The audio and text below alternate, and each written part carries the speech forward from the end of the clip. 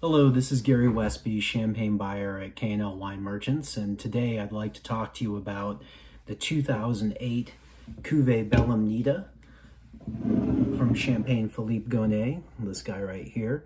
It's from a vintage, the great 2008, that needs very little introduction. Almost perfect conditions, a near mirror image of the 1996 vintage, except with the experience to know what to do with grapes that were at once very ripe, 10% potential alcohol, but also very high in acidity, an average of about 10 grams per liter of acidity in the wines.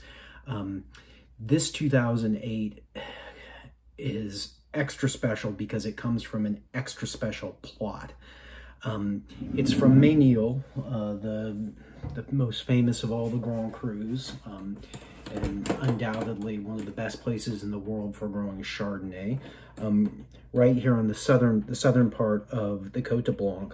The site, which they call Le Jardin, is just off the side of the main road, and I had a chance to visit with Phillipe Gonet a couple of years back, and was amazed to see the almost old vines in trunk, giant trunk look of these ancient vines that were planted all the way back in 1929. So they're almost 100 years old now.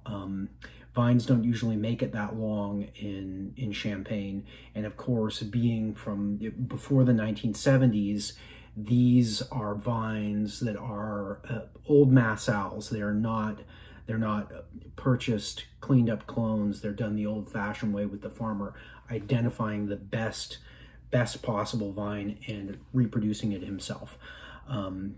So to get onto this wine, this is really special stuff. After 13 years of aging, it's a wine that's ready to drink now, but has basically limitless cellar potential.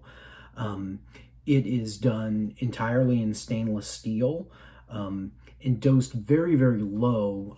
You can see on the label here that it's written as an extra brut,